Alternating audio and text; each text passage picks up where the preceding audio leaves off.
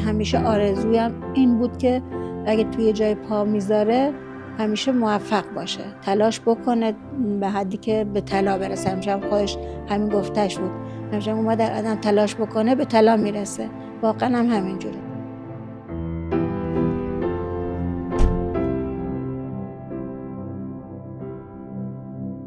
مهندس کهنسال هستم، 25 سالم. ما 7 خواهر داریم. پدرم که بوشهر کار میکردن و مادرم هم خونه دار بودن، چون کوچکترین فرد خانواده بودم و بقیه خب همه از من خیلی بزرگتر بودن. من یه جورایی حالت عروسکشون بودم دیگه و همش داشتم با هم بازی میکردن و به هر حال همش سرم گرم بوده. به خاطر همین واقعا دوران کودکی خوبی داشتم. تصویری که داشتم ورزش میکردم، ژیمناستیک، شنا. تصویری که تو خونه داشتم بدو میکردم تو حیاط قدیمی خونمون. نه اولین تصویرایی که یادم میاد.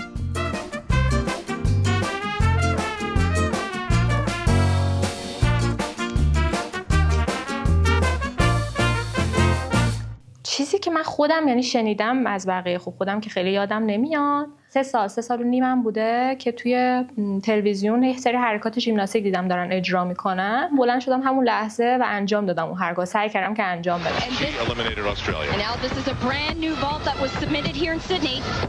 و علاقه منو که دیدن خب بردن ثبت نام کنن مثلا کلاس ژیمناستیک و کلاسای دیگه. گفتن که خب این سنش خیلی کمه، نمیتونه این حرکاتو اجرا کنه و اینا، ولی گفتن که خب اشکال نداره امتحانی باشه. امتحانی که منو گذاشتن دیدم نه خیلی بیشتر از بقیه اتفاقا حرف گوش میکنم و بیشتر میتونم کارا رو اجرا کنم، انجام بدم. گذاشتن که برم ادامه بدم اون کلاسا رو و بیشتر فکر میکنم شاید علاقه خودم بوده و اینکه کلا خانواده حامی بودن، دوست داشتن که بتونن یه کاری انجام بدن که بچه‌ها رشد کنن و پیشرفت کنن.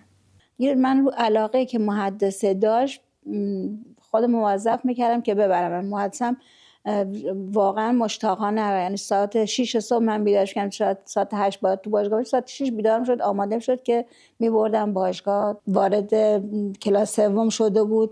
من هم تمریناشو از قم می آوردمشون، هم تهران تمرین داشتم، هم کرج می بردم تمرین ژیمناستیک و زبان زده همه شده بود داخل معمولا بچه‌ها، چون دل و جرأتش انقدر برای حرکت زدن زیاد بود که مربیای مرد داخل باشگاه سر این که این شاگردون باشه یا شاگردون باشه سرش دعوا می‌کردن.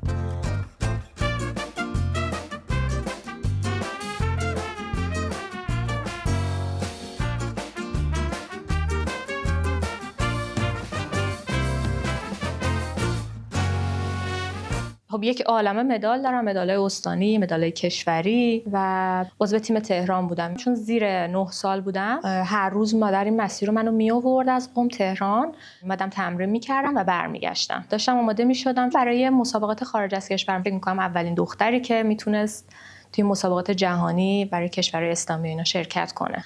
به خاطر حالا نوع پوشش خانوما نمیتونن از طرف ایران شرکت کنن دیگه. یه روز که با مادرم و خواهرم آماده شدیم بیایم، تو همین مسیر رفت آمد تصادف کردم.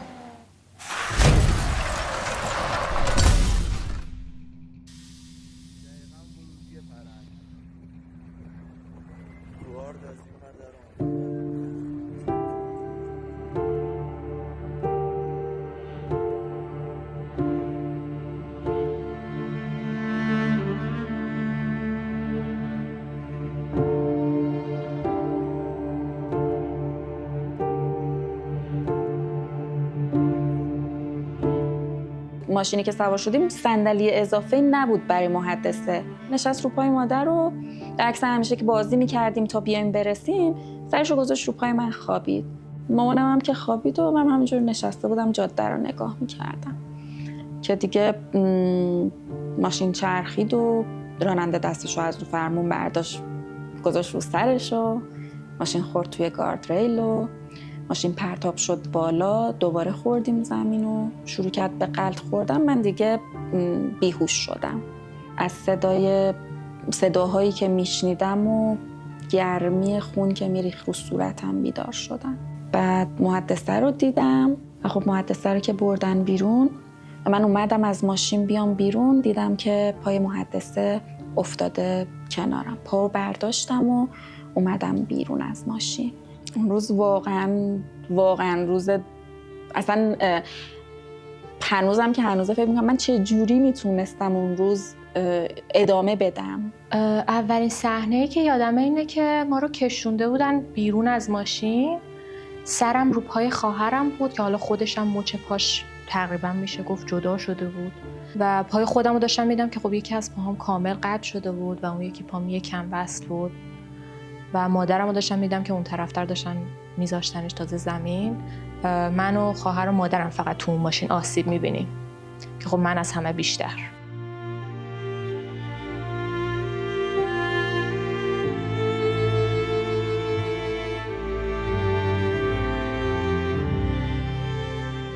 اول بردنمون قم، بعد دیدن خب من خیلی حالم بده و اینا که اصلا من رسیدگی نمی‌کردن، گفتم میذاری میمیره دیگه، یکم دیگه اینو ورش دار میبرینش بهش معصومه. بعد دیگه دوستا اینا هماهنگ کردن با تهران، منو منتقل کردن تهران. که رسیدم تهران انقدر خون از دست داده بودم که ایست قلبی داشتم 2 بار و چندین بار مجبور شدم منو احیا کنن. بقیه‌اشو تو حالت کما بودم تا وقتی که دیگه به هوش اومدم کامل. به هوش اومدم خیلی میگم همه چی کامل یادم نمیاد، ولی خیلی پانسمانامو عوض میکردن، خیلی اذیت میشدم. واقعا دردناک بود پانسمان عوض کردن، چون زخمای من همه باز بود و اینا باندو که میبستن میچسبید به پای من. دردایی که داشتم میکشیدم و یادم و حتی مثلا میومدم پانسمان عوض کنن، دفعه اول من حتی حرفم نمیزدم، یعنی حتی دادم نمیزدم، تو خودم نگه میداشتم اینا رو، که بعد مثلا میمدن بهم میگفتن که اشکال نداره اگه درد داری جیغ بکشی. یه روز بهش گفتم چرا میان پانسمان پات عوض میکنن، چرا داد نمیزنی، جیغ نمیکشی، مگه درد نداره؟ گفت چرا. گفتم خب پس چرا هیچ نمیگی؟ گفت خب چه کار کنم، مگه اینا گناه دارن، مریضای دیگه گناه دارن، پرستارا گناه دارن، چقدر من برای چی جیغ بزنم که اونا اذیت بشن؟ گفتم خب حالا که اینجوریه، پس اگه تو درد داری نمیخوای جیغ بکشی، موقع در عوض کن دست منو بگیری فشار بده که لااقل خودتو خالی بکنی. باور کن وقتی که الان یادم میاد موقع که این درد داشت فشار میداد، احساس کردم که دستا من داره خورد میشه، یعنی از بس که درد داشت. اولین سوالایی که از من پرسیدن این بود که میدونی که چه اتفاقی افتاده؟ گفتم آره میدونم که پامو از دست دادم، میدونم پام قطع شده. آدم وقتی بچه است شاید خیلی وقتا متوجه این نباشه که چقدر زندگیش داره تغییر میکنه. راحت نبود. فکر کن یه بچه بودم که من مدام فعالیت داشتم، از این باشگاه به اون باشگاه، نمیدونم از این کلاس به اون کلاس، و خب همش در حال جنب و جوش و به پر بودم. یهو به یه چیزی تبدیل شد که حتی نمیتونی از جات بلند شی. من 4 ماه تو بیمارستان بودم و دیگه جون نداشتم و درد داشتم. هیچ کس نمیتونست حتی به تخت من نزدیک بشه، خاطر اینکه کوچکترین ضربه‌ای به تخت من میخورد من از درد داد میزدم. یادمه که خیلی عصبانی بودم، عصبانی میشدم همه چیو پرت میکردم. چون مثلا من فقط داستان پاهام نبوده، من مثلا روده هامم عمل کردم، انسداد روده گرفتم، بعدش دوباره نزدیک بود بمیرم. بعد تا 2 هفته حق آب و غذا خوردن نداشتم. از شدت گشنگی آدم عصبانی میشه. اینا یادم دکترم که میمد تو اتاق شروع میکردم فحش دادن بهش و همه چیو پرت کردم، علنگو در آوردم پرت کردم و شکست. آخرین باری که یه چیزی پرت کردم تو بچگی این بود که یه مانکن عروسک داشتم، پرت کردم سمت خواهرم، خورد به پاش، همون پاش بود که آسیب دیده بود، از شدت درد قش کرد. بعد از اون دیگه حتی چیزی هم پرت نکردم. یعنی همه اون احساسا موند تو من دیگه. ولی همیشه میگم خدا اگه یه روزی میخواد بمونه و زجر بکشه از اینکه پا نداره فلان نداره، هر چی که صلاحشه به وجود بیاد. یه زمانی نباشه که بخواد از اینکه مونده یا من به خاطر خودخواهی خودم بخوام این بمونه زجر بکشه.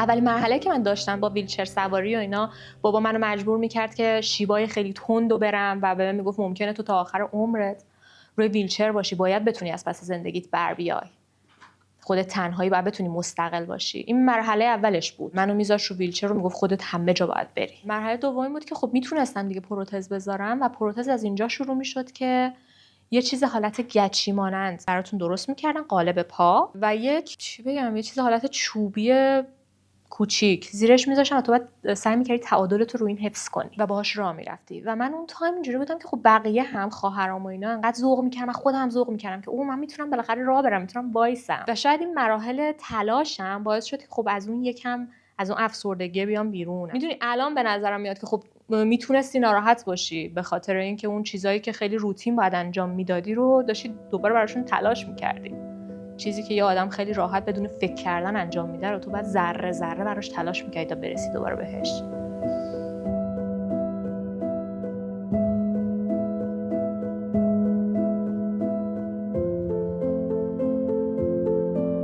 فکر می‌کنم که حداقل 6-7 سال طول کشید تا واقعا بتونم بهش عادت کنم. شاکی می‌شدم چون اذیت می‌شدم، درد داشت پام، نمیتونستم راه برم. به محض اینکه میتونستم درشون میآوردم تو خونه، رو زانوام راه میرفتم. بعد دیگه خواهرم هی شروع کرد برای من جایزه گذاشتن که اگه پات بمونه مثلا اینقدر ساعت، اگه نمیدونم خوابت ببره باهاش، اگه نمیدونم فلان، سعی کرد که من یه جایزه میذاش برام. من باهاش دوست شدم. الان که نگاه میکنم خب خیلی برام سخت بوده شروع کردن یه سری چیزا. موقعی که تونستم مثلا پروتز بذارم برگشتم که ژیمناستیک کار کنم. ولی خب واقعا دیگه اون آدمه نبودم. یه وقتایی من یادمه که مثلا برمیگشتم رومو میکردم اون طرف که مثلا با در نبینه و اینا، شروع میکردم مثلا گریه کردن که من دیگه نمیتونم مثلا ژیمناستیک کار کنم. خب خیلی برام نقطه سنگینی بود. به خاطر همین این روزا فکر میکنم که یه بخشی از من گیر کرده تو گذشته، تو قبل از تصادف، اون آدمی که اون موقع بودم و یهو دیگه نبودم.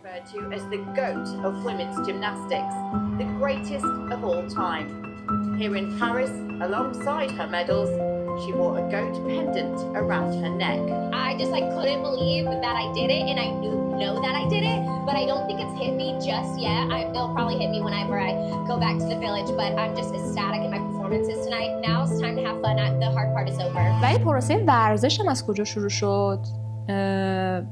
تو بیمارستان که اومده بودن دیدن من، آقای لواسانی اینا برای من یه دونه تیر و کمان کوچیک آورده بودن. بعد خب این مونده بوده، گفتن که مثلا ما تحقیق کردیم، گفتن که مثلا ورزش تیر و کمان رو میتونه انجام بده. این مونده بود تا وقتی که مادر دید خب من همش تو خونم و دوست داشتی ورزشی یه کاری انجام بدم دیگه. و وقتی که خب خونه مونده باشی برات عادت شده دیگه نمیخواد اون کارا رو انجام بدی. دوباره برگردی همه اون کارایی که کردی رو از صفر شروع کنی. هی زنگ میزد باشگاه‌های مختلف میپرسید که آقا تیر و کمان چطوریه. هی من از این باشگاه میبرد اون یکی باشگاه، از اون باشگاه میبرد اون یکی باشگاه. خب منم دونم ورزش ژیمناستیک میخواست، تیر و کمان همش باید یه جا میشستی تیر میزدی، هیچ فعالیت فیزیکی مثلا هیجانی نداشت. من همش اینجوری بودم که نه نمیخوام نمیرم. آخر یه جا دیگه از جو باشگاهم خوشم اومد، خیلی جو دوستانه‌ای داشت. من به خاطر اینکه مادر دیگه دست از سرم برداره گفتم باشه اینجا میمونم. رفتم موندم و کم کم علاقه‌مند شدم بهش، خوشم اومد.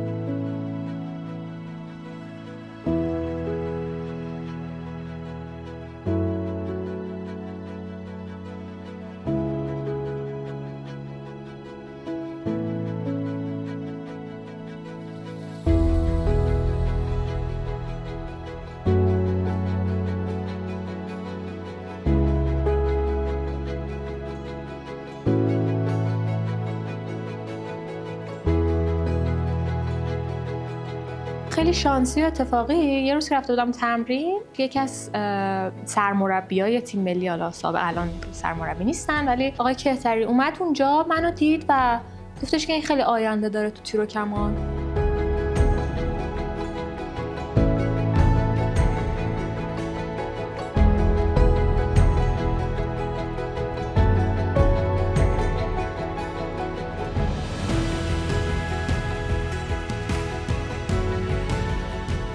آقا ما رو دعوت کرد تیم ملی جوانان.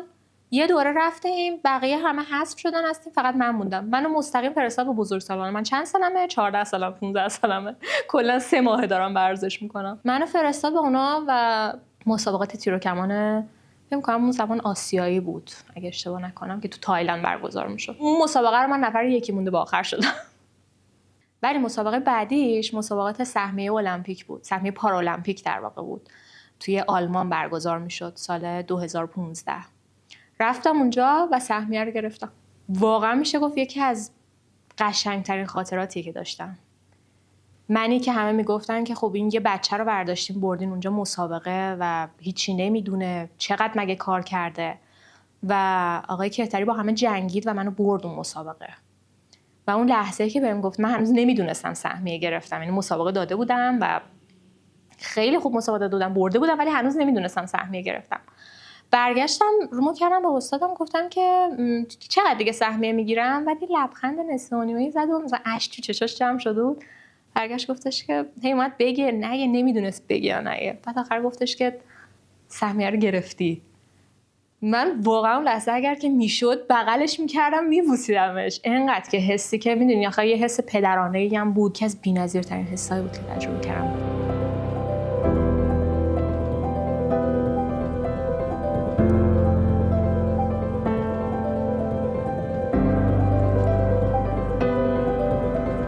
سهمیه مال کشوره توی تیر و کمان و میخواستم با سهمیه‌ای که من خوب به دست آوردم کسی دیگه ای رو ببرن، چون میتونستن این کارو بکنن. قبلش یه مسابقات تدارکاتی برگزار میشه، مسابقات جهانیه، تو چک برگزار میشد. رفتم و اونجا برنز گرفتم. یه بار دیگه به همه کسایی که فکر می‌کردن که خب این شانسی بوده دیگه، نمیتونه، این همینقدر بوده توانش، یه بار دیگه این کار انجام دادم.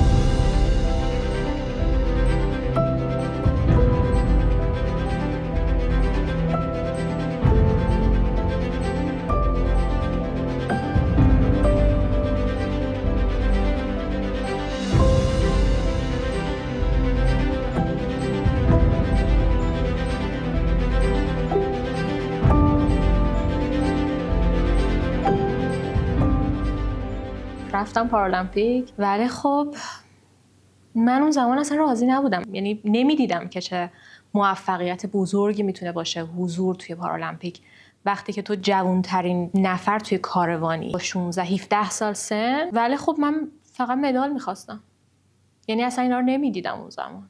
الان دارم میبینم که اوه خب مهندس تو چه کار بزرگی کردی تو اون سن.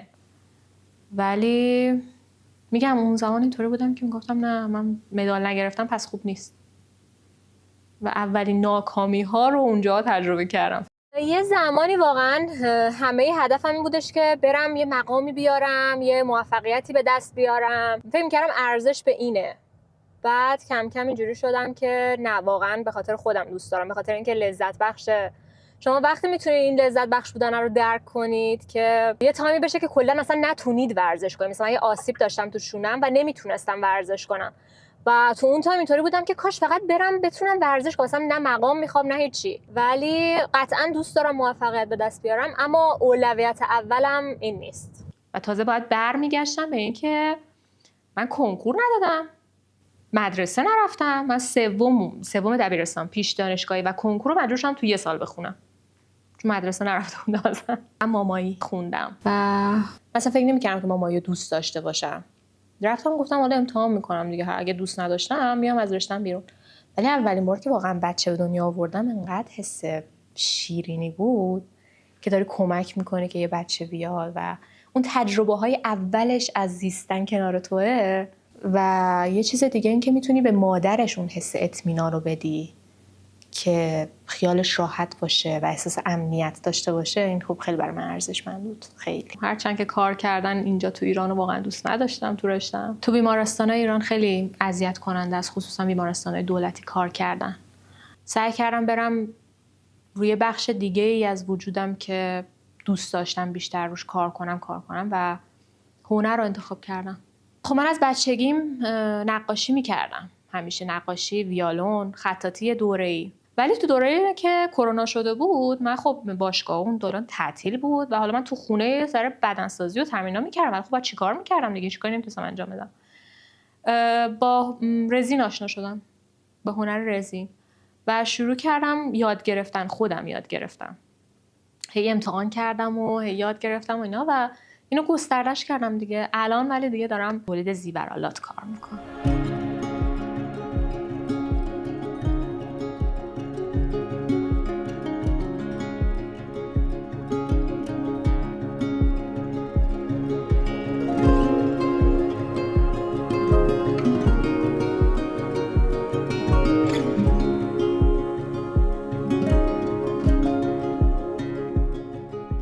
من خب همیشه سعی میکنم بیرون که میرم یه شلواری که کوتاه‌تره یا یه دامنی چیزی بپوشم که پرالتزام دیده بشه. اصلی ترین دلیلش شاید این باشه که آدما چون ندیدن براشون جدیده و کنجکاون راجبش و این صحبت ها اون سوالایی که میپرسن ازت بیشتر به خاطر اینه و سعی میکنم که خب من اون کسی باشم که عادی سازیش میکنه. و یکی از دلایل دیگه‌اش اینه که افرادی که شبیه منن بتونن این جرأت رو داشته باشن که خود واقعیشون رو نشون بدن.